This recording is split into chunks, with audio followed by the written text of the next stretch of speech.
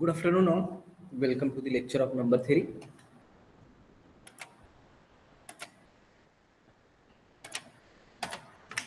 Screen is visible? Yes, sir. Yes, sir. Okay. Okay, so in last lecture we have solved some examples depending on the theorem, that is the fundamental theorem of arithmetic and its corollary. What is the fundamental theorem of arithmetic? Fundamental theorem of arithmetic states that for every positive integer n greater than 1, it is either a prime or it can be expressed as a product of prime uniquely. And what should be the corollary depending on this theorem? In fundamental theorem of arithmetic, we have expressed that if n is any integer, if it is prime, then there is no problem. If it is a composite, then it can be expressed as a product of primes. But in that product factors, we don't know whether each prime is distinct or not. So if n is equal to p1, p2 up to so on, ps be the prime factorization of an integer n, then in corollary we have include, that is there is a possibility of repeating some prime factors. So whenever n is equal to p1 into p2 into ps, then this n can be expressed as p1 to the power a1 into p2 to the power a2 into up to so on pr to the power ar, where each ai running from 1 to r is greater or equal by 1, and p1 p2 up to so on pr are now the distinct primes. But if again there is one possibility that either p1 p2 up to so on ps are distinct or may be repeated. If they are repeated, then r must be less than yes. But if each prime factor in n is distinct, then this r must be equal to yes, that is p1 p2 up to so on pr is nothing but p1 p2 up to so on ps, and in that case the value of each ai will be equal to 1. Okay, now the next concept is nothing but the Goldbach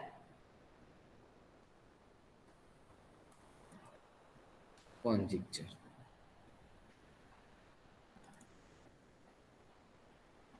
Okay, first see what should be its statement. Actually, it is a famous unsolved problem concerning two primes. It is depending on the primes and it is an unsolved problem. Actually, the Goldbach conjecture, the Goldbach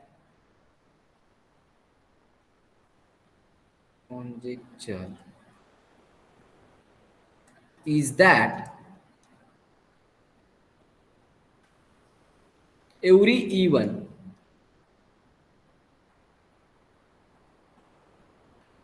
integer can be written as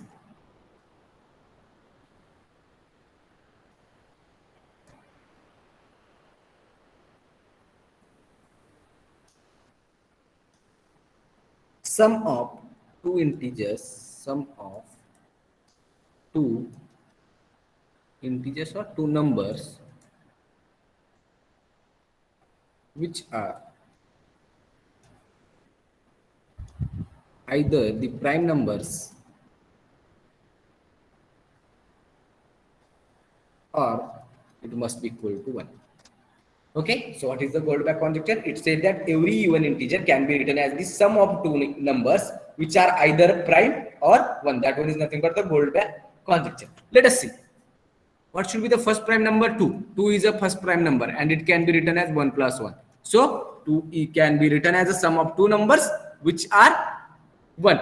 Similarly, 3 can be written as 2 plus 1. Again, 2 is a prime and 1.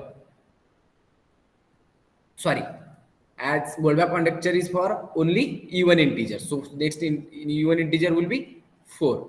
So 4 can be written as, there are two possibilities. Either we can write 2 plus 2 and 2 is a prime number. So it can be expressed as a sum of prime number, or it is nothing but 3 plus 1. That is 3 is a prime number and 1 is equal to 1. Okay. Similarly, 6 can be written as 3 plus 3. Since 3 is a prime number, similarly we can express this one as a 5 plus 1. Again, 8 can be written as, how can we write 8? 3 plus 5. 3 and 5 both are the prime numbers. Similarly, we can write this one as a 1 plus 7. Okay. Same for 10 also. 10 is written as 5 plus 5, as 5 is a prime number. Similarly, we can write this one as a 3 plus 7. Whether we can write this one as 1 plus 9.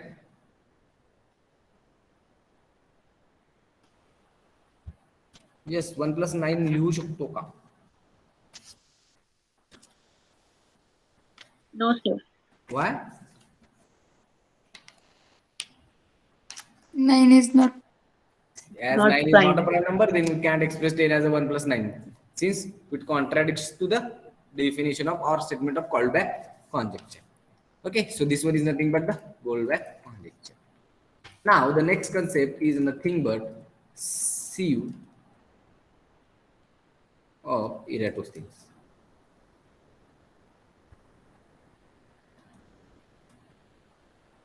Again, it is also a method to find out the number of prime integers less than or equal to n. Okay, so let us see. Let small n be a given integer, be a given integer. Then we can construct a table. Construct a table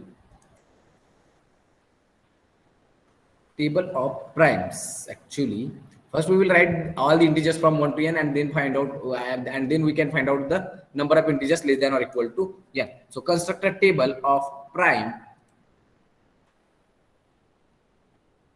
not exceeding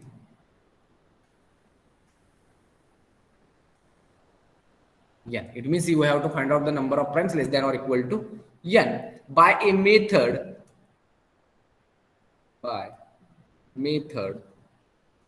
is known as sieve of Eratosthenes.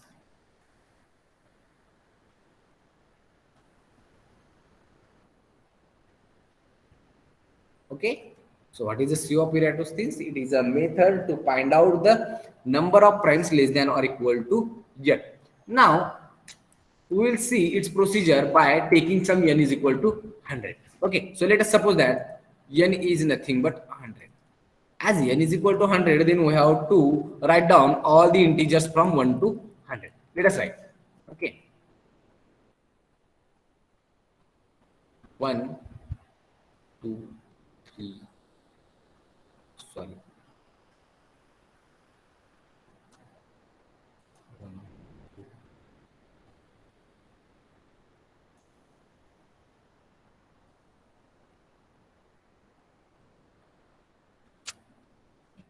The next integers are 11.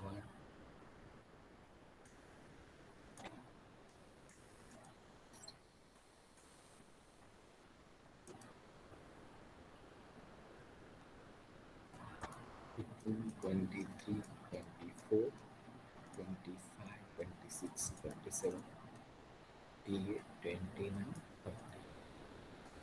30, 31.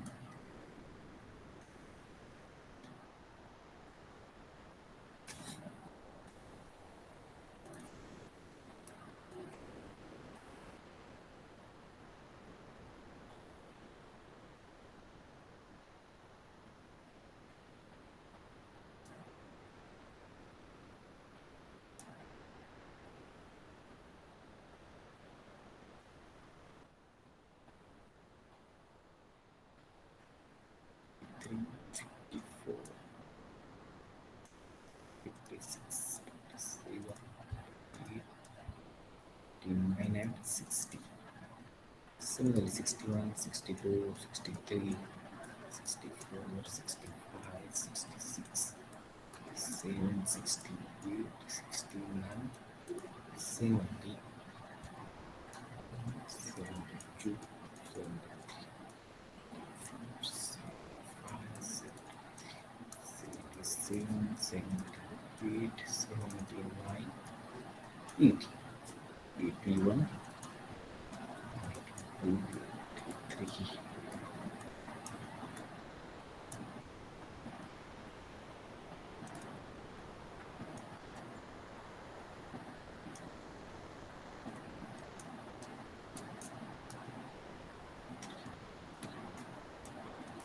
Five, 96, 97, 98, 99, and 100. Okay, so it should be a table. Here there are integers from 1 to 100, and we have to find out all the prime numbers less than or equal to 100. As we know that one is neither a prime number nor a composite number, so exclude this one. Okay, now we have to see from integer 2 to 100. As we know that first prime number is nothing but the 2. Okay, so we retain these 2 as it is and strike out all the remaining integers which are the multiples of 2. Okay, we will retain this one, means we will write this one as it is, and all the remaining integers which are the multiples of 2 we have to strike down. Okay, it means strike out, it means as they are multiples of 2, then they must be a composite number. Okay, so those integers which are the multiples of 2, then they must be composite number, and as we have to find out the number of integers which are less than or equal to 100 and which are prime, then first we have to take these 2 and strike out all the multiples of 2. It means all the even integers we have to strike out, that is 4,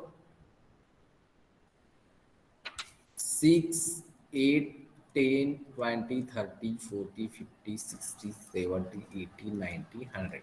Similarly, this one is the multiple of 2. So we have to strike out all the multiples of 2. Since they are not the prime number, since they are the multiples of 2, it means they must be composite number. Okay.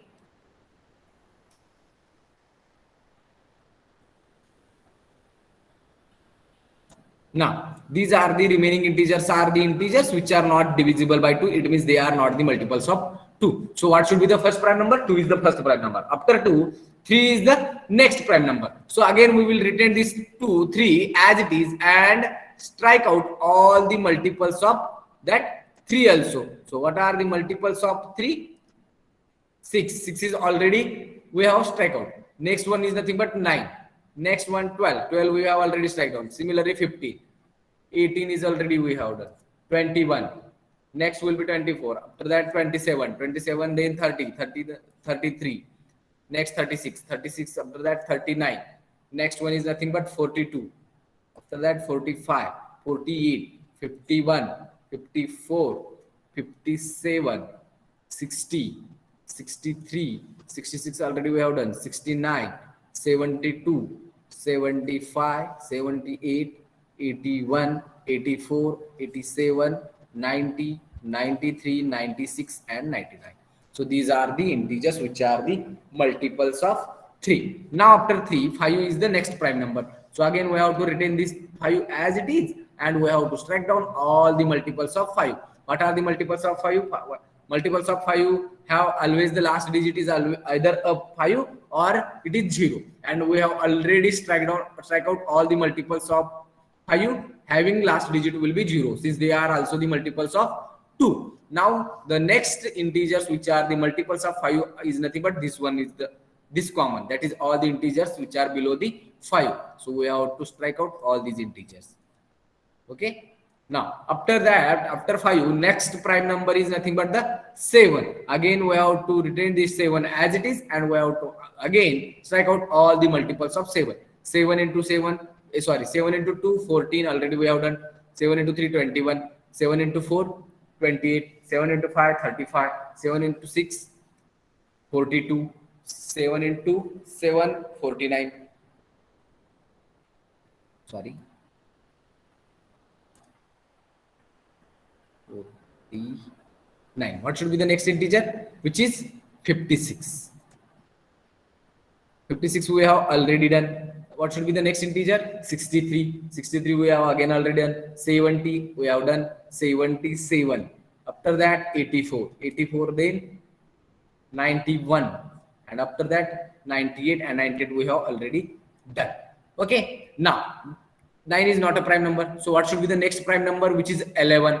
But we know that if there is an integer, we have in last lecture or previous lecture, somewhere we have proved that if n is a composite number, then it is not divisible. Sorry, n is a composite number, then it must be divisible by only the primes which are less equal by its square root value, that is root 100, which is 10. So these are the only primes which divides an integer 100, that is 2, 3, 5 and 7. Okay, now the next integers, what should be the integers that all we have, that is this 13, 17, 19, 23 must be the prime numbers, as we know that there is no prime divisor other than this 2, 3, 5 and 7 for the 100, which we have already proved in the last lecture. So what should be the integers which are without strikeout? That must be the prime numbers. So what are the prime numbers?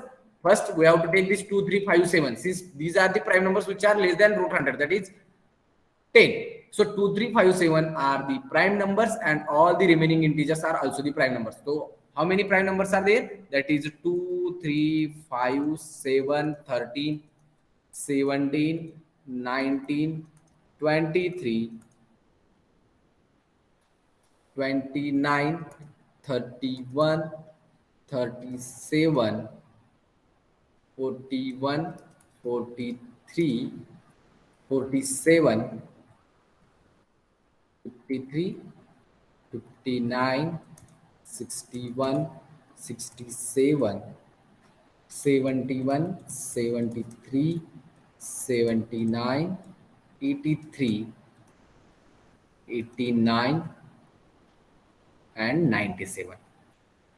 So these are the prime integers which are less than or equal to 100. Okay, so whenever n is a small, yes, 11.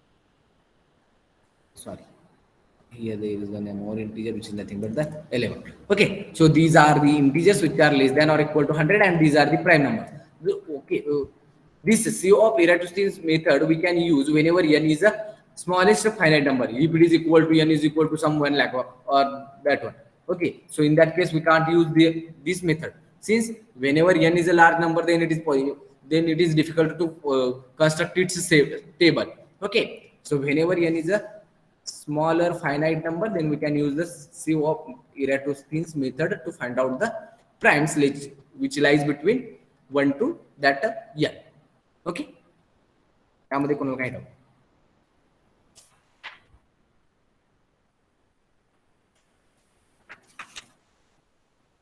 तुम्हाला काही doubt आहे का यामध्ये? Prime number शोधायचे आहेत मला. एक n जर दिला असेल तर त्याच्यापेक्षा लहान असणारे प्राइम नंबर किती आहेत हे मला फाइंड आउट करायचे.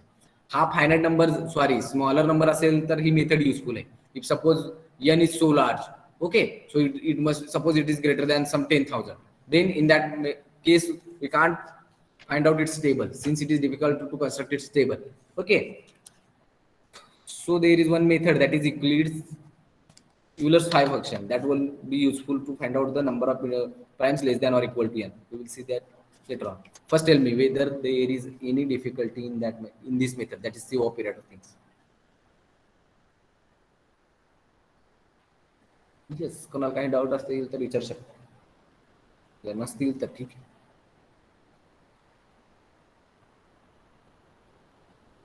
हे नाही काहीतरी सांगा ना. No, sir. No, sir. Okay. Now next one is nothing but the Euclid's theorem.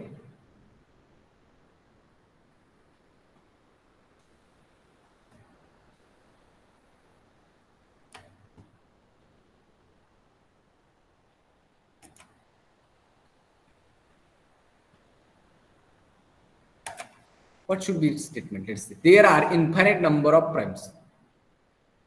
That is we have to do. There are infinite number of primes, and we have to prove this one.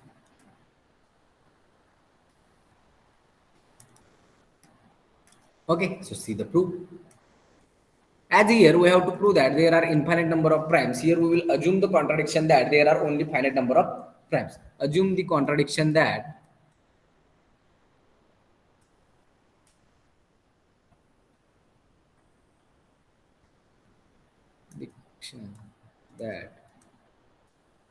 there are only finite number of primes. Okay, so here we have only finite number of primes, and we will consider this as some n in number, that is p1, p2 up to so on pn be any n primes in ascending order. So let p1, p2 up to so on pn be n primes, and n is a finite number, n primes in ascending order.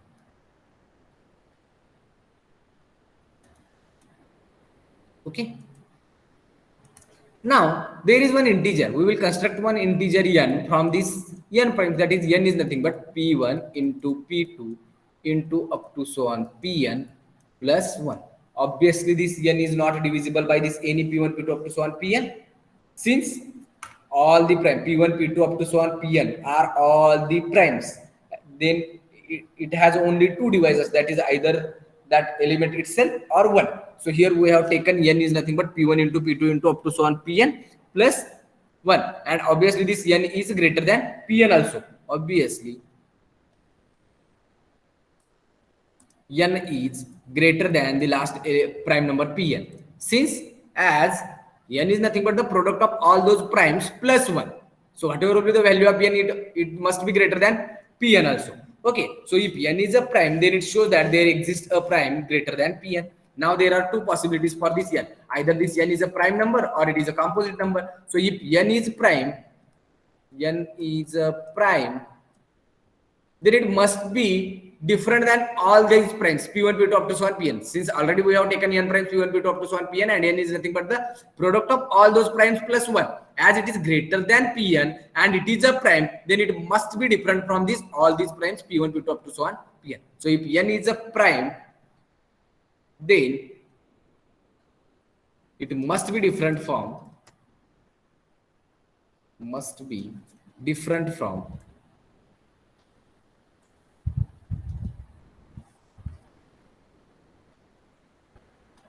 all pi where I running from 1 to n and it is greater than pn and greater than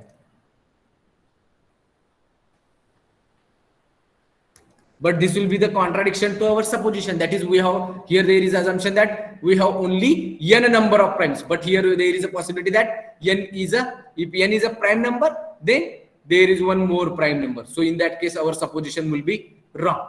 Now there is one another possibility for n, that is n is a composite number. So if n is a composite number,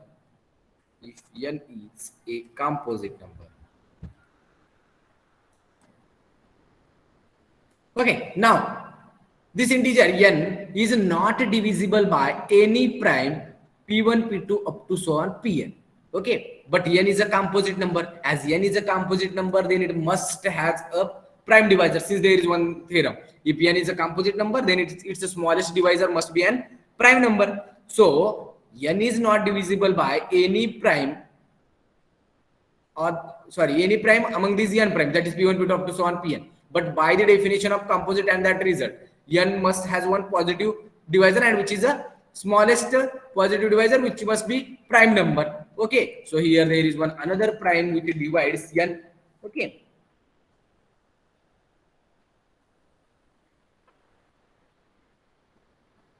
this shows that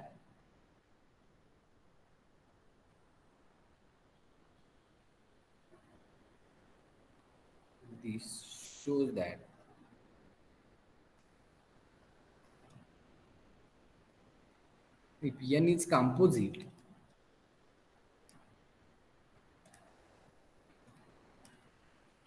it must be divisible by a prime greater than this pn. Since this value n is greater than pn and it is not divisible by any prime p1 p2 up to so on pn, then n is a composite number which must be divisible by any prime which is greater than pn. That result, that is whenever there is a composite integer, then it must have one prime divisor. Okay, prime greater than pn. So in both the cases, either n is a prime, if n is prime, then it must, if n itself is a prime, then that n is greater than pn, and in that case we have more than n primes, so which will be contradicts to our assumption. If n is composite number, again we have one prime which is greater than pn. So in that case also we have one prime which is greater than pn, and now our primes will be n plus 1 in number, but our supposition will be there are only finite number of primes, and that will be equal to n. So in both the cases our supposition is wrong. So in either case, it means in both the cases, that is whenever n is prime and n is composite, either the case there exists a prime greater than pn.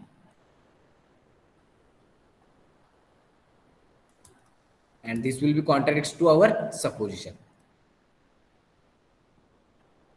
Contradiction.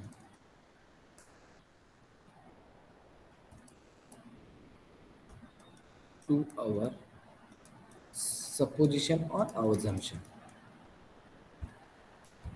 And this contradiction arises due to our wrong assumption, that is there are only finite number of primes, and hence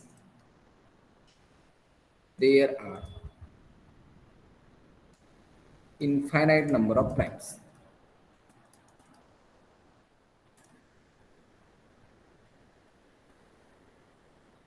Okay. Yes. Any doubt? No, sir. Okay. Now, the next concept is nothing but the Euclidean number.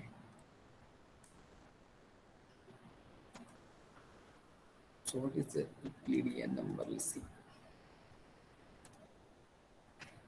The numbers of the form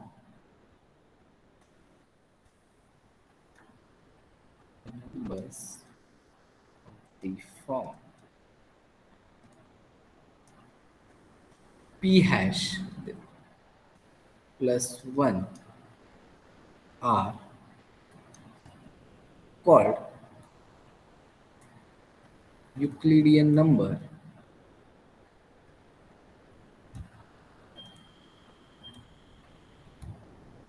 where p hash is the product of all primes which are less than or equal to p.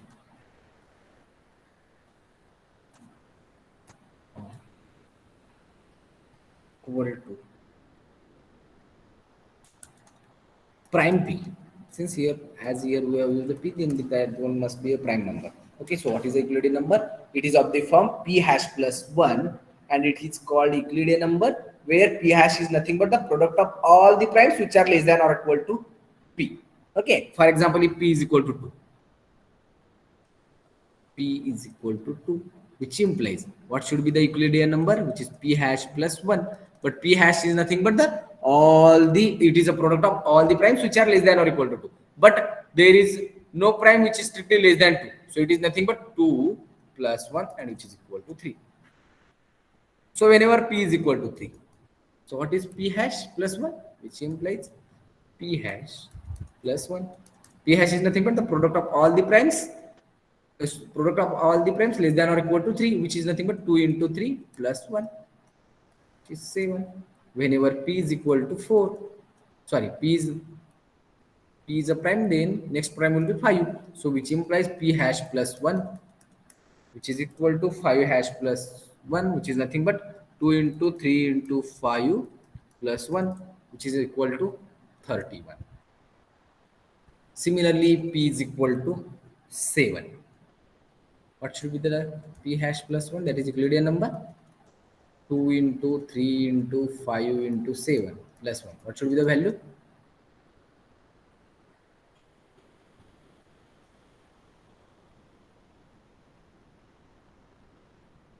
Yes. Which is equal to 211. Now let us see here. For p equal to 2, p hash plus 1 is nothing but 3. For p equal to 3, it is 7. For p equal to 5, 31. And for p equal to 7, it is 211. So in all the cases, that Euclidean numbers must be a prime numbers. 3, 7, 31 and 211. These are all the prime numbers. So here, whether we can say that the Euclidean number is always a prime number. This one is not true. Since it is true up to p equal to 13, but for p equal to 17, the Euclidean number p hash plus 1 is equal to 510511. This one is the integer and which is not a prime number. It is a composite number. So Euclidean number is always not a prime number. Okay, as this one is a composite number, it's a composite number. So from that one, we conclude that Euclidean number is always not a prime number. So here we will make one note.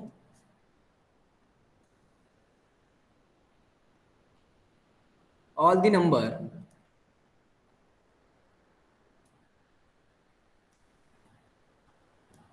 of the form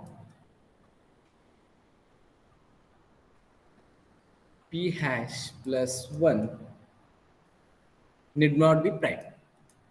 This will be the counter example. Need not be prime. Okay. So in this way, we can find out the Euclidean numbers. Okay. Up to now, any doubt? No, sir. No, sir. Okay. Now next one is nothing but the perfect number.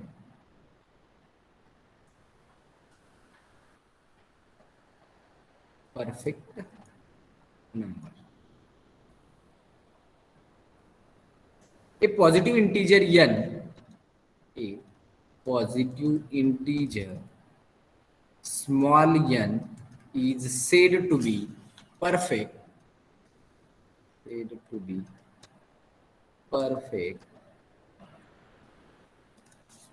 if n can be written as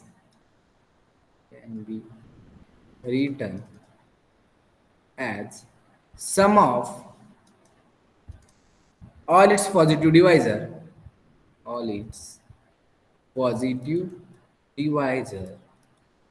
excluding that element itself, excluding n itself. So what is a perfect number? Any positive integer n is said to be a perfect number if it can be written as a sum of all its positive divisor, excluding n itself. Okay. Now tell me, what are if an integer 2 is given? What are the divisors of 2? 1 and 2. But we can't take 2 here, since here by the definition of perfect number we can't take n as a n in the sum. So 1 and 1 is not equal to 2. So 2 is not a perfect number. What about 3? 3 has only 2 divisors, that is 1 and 3. And we can't take 3 by the definition of perfect number. So again, it is not a perfect number. What about 4? 4 has 3 divisors, that is 1, 2, 4. And by definition of perfect number, we have to exclude 4. So what is the remaining divisors? 1 and 2. And 1 plus 2 is 3, and 3 is not equal to 4. Similarly, 5. 5 is not a perfect number, since 5 has only 2 divisors, 1 and 5. And by definition of perfect number, we have to exclude 5. So 1 is not equal to 5. Now 6. What are the divisors of 6? 1, 2, 3, 6. 1, 2, 3, 6. And what is the sum of 1 plus 1, 2, 3? 1 plus 2 plus 3. And by definition, we have to exclude 6. And 1 plus 2 plus 3 is a 6. So what should be the first perfect number? 6 is a first perfect number.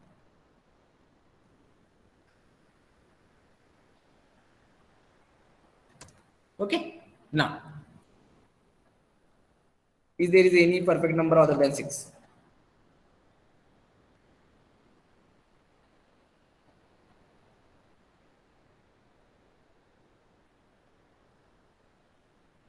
Let us check whether 28 is a perfect number or not.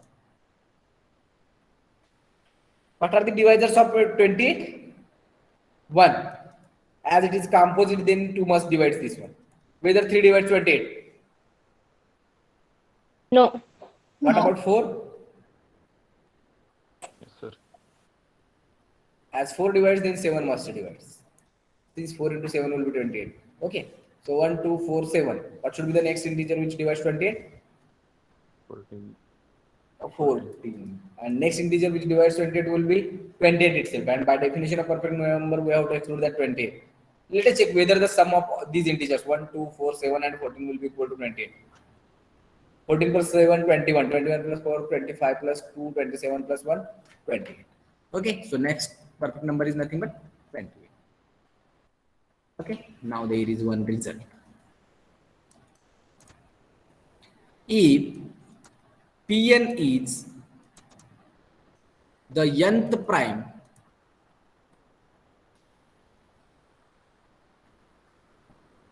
then that nth prime Pn must be less equal by 2 to the power 2 raised to n minus 1. And that is we have to prove. Okay, so whenever Pn is the nth prime number, then the value of Pn is less equal by 2 to the power 2 raised to n minus 1. Now we will prove this result by using the mathematical induction on n. So prove, as this one is the result, then it has a proof. So we shall prove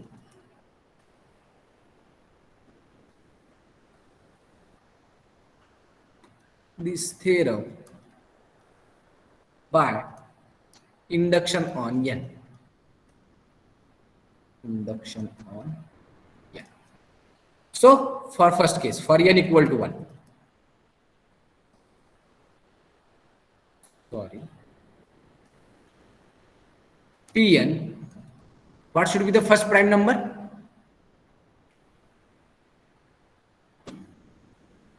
Two. Yes. Which one is the 2 is the first prime number. Now we have to check whether P1 is less equal by 2 to the power 2 raised to n is in that case 1 minus of 1, which is less equal by what should be the value of 2 to the power 2 raised to 1 minus 1 will be 0. So 2 raised to 0 is 1, so which is equal to 2. And what should be the first prime number? 2. So 2 is less equal by 2. Thus the result is true for n equal to 1. Thus the result is true for n is equal to 1. Let us assume that the result holds for all the integers less than n. Second case, let us assume that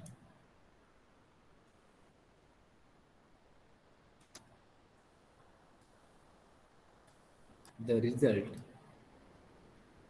is true for all the integers less than an integer n. Now we have to prove that the result is true for n also. That is, nth prime is also less equal by 2 to the power 2 raised to n minus 1. Now we know that, as in previous theorem, somewhere here we have proved that in the construction of n is nothing but p1 into p2 into up to so on pn plus 1. Okay, so obviously this pn is less equal by p1 into p2 into up to so on pn minus of 1 plus 1. Whatever will be the value of p1, p2 up to so on pn minus 1. Actually, these p1, p2 up to so on pn minus 1 are nothing but the first prime, second prime, and n minus 1th prime respectively. And this nth prime pn is must be less equal by p1 into p2 into up to so on pn minus 1 plus 1. For our convenience, if we suppose p4 is the fourth prime number, what should be the fourth prime number? First prime number will be 2, next 3, next 5, and fourth prime number will be 7. And according to these, pn is less equal by p1 into p2 into up to so on pn minus 1 plus 1. It means 7 is less equal by 2 into 3 into 5 plus 1. And obviously 31 is greater equal by 7. So we can write pn is less equal by p1 into p2 into up to so on pn minus 1 plus 1. And here we have supposed that the result is true for all the integers which are less than n. It means it is true for n equal to 1, n equal to 2 up to so on n equal to n minus 1, or m equal to 1 to up to so on n minus 1. And we have to prove that it is also true for n. So here we will use our second step. Okay, so what should be the value of p1? P1 must be less equal by 2 to the power 2 raised to n minus of 1. That is, and in that case n is equal to 1, then its value is nothing but 2 to the power 2 raised to n minus 1, and n equal to 1, then it is 2. Second case, p2, whenever n is equal to 2, then 2 to the power 2 raised to n minus 1 becomes 2 to the power 2 raised to n minus 1. 2 minus 1 will be 1. So it is nothing but 2 square. P3 is nothing but 2 cube. And up to so on 2 to the power 2 raised to n minus 2. For first case, it is 2 raised to 1. For second case, it is nothing but 2 square. For third one, it is nothing but 2 to the, sorry, actually it is nothing but, for third one, 2 to the power 2 raised to n minus 1. So for n equal to 3, it becomes 2 to the power 2 raised to 3 minus 1, 2. So 2 to the power 2 raised to 2. 2 to the power 2 raised to 2.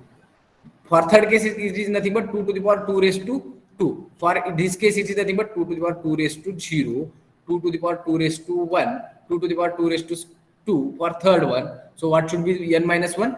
For third case, it is less than 1. That is power 2 square power will be 2. So what should be the power for n minus 1 step? 2 square power will be n minus 1, which is n minus of 2 and plus 1 as it is.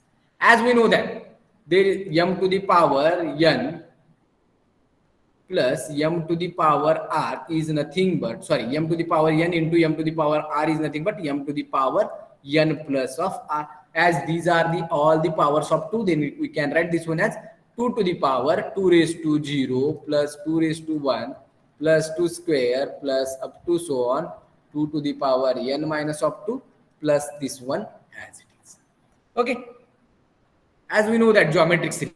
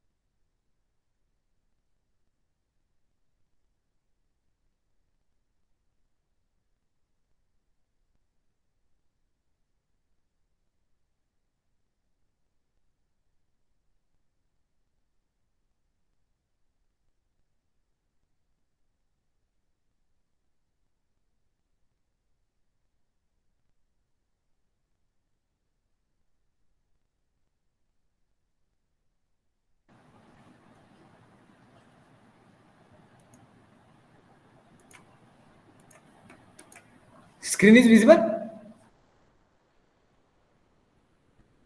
Yes, sir. कुठपर्यंत आलं होतं? Yes, कुठं होतो आपण जेव्हा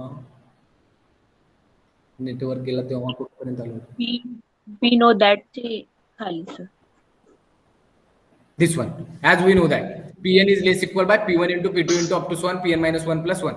Let us take, if suppose n will be equal to 4. So what should be the fourth prime number, which is 7, and which is less equal by this one we have to make sure that whether Pn is obviously less equal by P1 into P2 into up to so on Pn minus 1 plus 1 or not. First prime number will be 2, second 3, third 5, and fourth number will be 7. And obviously this 7 is less equal by 2 into 3 into 5 plus 1, that is 31 will be greater equal by 7. So we can write this Pn as which is less equal by P1 into P2 into up to so on Pn minus 1 plus 1. But our second step is nothing but we have assumed that the given result is true for up to n minus 1. So what should be the value of P1? P1 is nothing but as 2 to the power 2 raised to n minus 1. So whenever we will put n is equal to 1, then it is nothing but 1 minus 1, which is 0, and 2 raised to 0 will be 1. And in that case, the value is nothing but 2 to the power 2 raised to 0. For n equal to 2, it is nothing but 2 to the power 2 raised to 2 minus 1, which is 2 to the power 1, that is 2 to the power 2 raised to 1, and up to so on whenever n is equal to n minus 1, that is nothing but 2 to the power 2 raised to n minus 1, which is nothing but n minus of 2. So this one is nothing but 2 to the power 2 raised to n minus 2, and this plus 1 as it is. Again, we know that what should be m to the power r into m to the power n.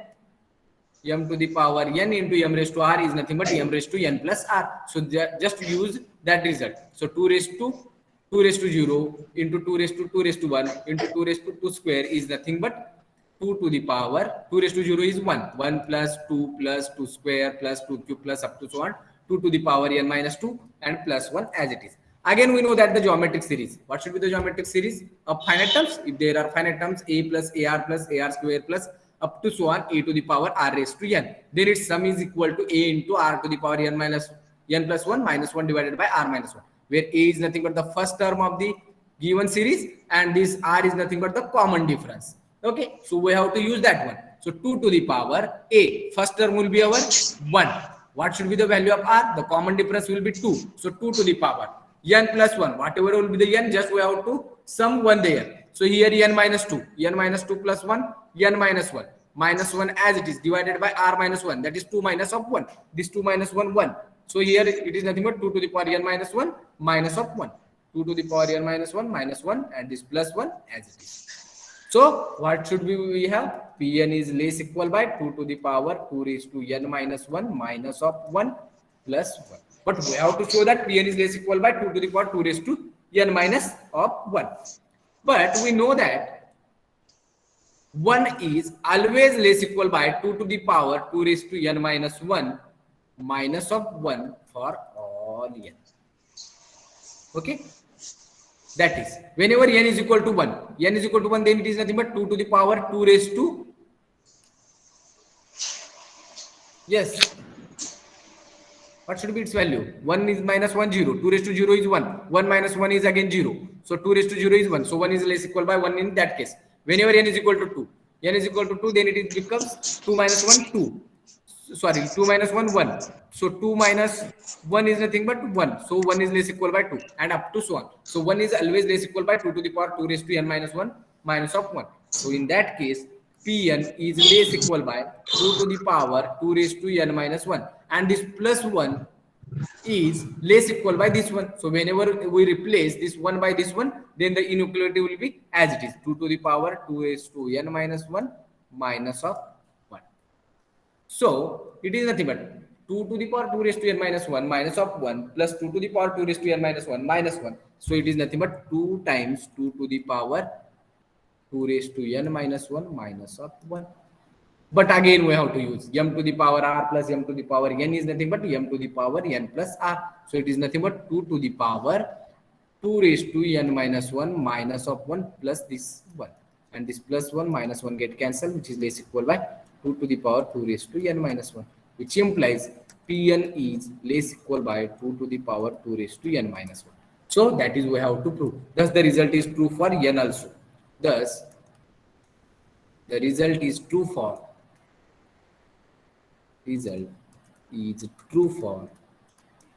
n also. Okay, so by mathematical induction, the result is true for any positive integer n. So whenever Pn is the nth prime, then that nth prime must be less equal by 2 to the power 2 raised to n minus 1, and hence the. Okay. Yes, Kunal, काही doubt आहे मध्ये? No, sir. Okay. Now there is one corollary depending on this theorem. For n greater than 1, there are at least n plus 1 primes which are less than 2 to the power 2 raised to n. Okay, so whenever n is any integer which is greater than 1, there are at least n plus 1 primes which are less than 2 to the power 2 raised to n. Okay, so see the proof here. From previous theorem, that is above theorem, we have that there are primes p1, p2 up to so on pn which are less than or equal to 2 to the power 2 raised to n minus 1 by above theorem. By above theorem, we have proved that pn is less equal by 2 to the power 2 raised to n minus of 1. As pn, nth prime is less equal by 2 to the power 2 raised to n minus 1, then its previous primes, that is p1, p2 up to so on pn minus 1, are also less equal by 2 to the power 2 raised to n minus 1. So p1, p2 up to so on pn are the primes which are less equal by 2 to the power 2 raised to n minus 1. So as pn is less equal by 2 to the power 2 raised to n minus 1, then from that one we conclude that as we replace this n by n plus 1, then it is less equal by 2 to the power 2 raised to n minus 1 plus 1. That is nothing but minus 1 plus 1 get cancelled, and it is nothing but yeah. So pn plus 1, n plus 1 the prime is less equal by 2 to the power 2 raised to n. So from that one we conclude that p1, p2 up to so on pn plus 1 are the primes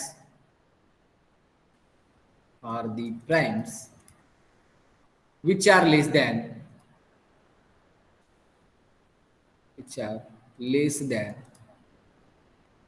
2 to the power 2 raised to n, and that is we have to prove, since we have to show that there are at least n plus 1 primes which are less than 2 to the power 2 raised to n. So these p1, p2 up to so on pn plus 1 are the n plus 1 primes which are less than 2 to the power 2 raised to n, and hence the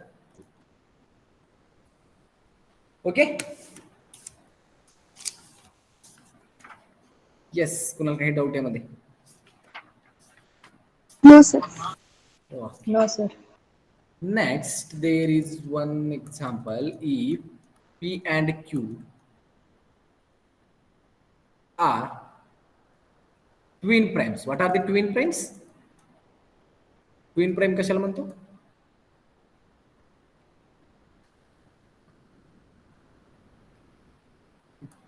Yes, what are the twin primes? 11 and 13. Yes, it's a perfect square. If P is a prime, then the successive odd primes, that is P and P plus 2, are called the twin primes. If P and Q are the twin primes, then show that PQ plus 1 is a perfect square. So see, it's a solution. As P and Q are the two twin primes, then Q is nothing but P plus 2, since by the definition of twin prime, since P and Q are twin primes, and by definition of twin primes, P and Q are said to be twin primes whenever Q is equal to P plus 2. So consider, now we have to prove that PQ plus 1 is a perfect square. So PQ plus 1, which is equal to P as it is. What should be Q? Q is nothing but P plus 2, and plus 1 as it is, which is equal to P square plus 2P plus 1. What is P square plus 2P plus 1? P plus 1. P plus 1 bracket square. So whatever will be the value of Q, P. So whenever P and Q are the twin primes, then P into Q plus 1 is always a perfect square. Thus, P into Q plus 1 is a perfect square.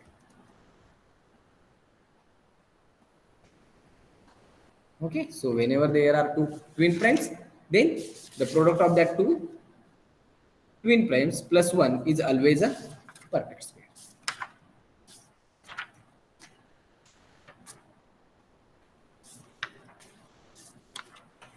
Yes. Up to now, any doubt? No, sir.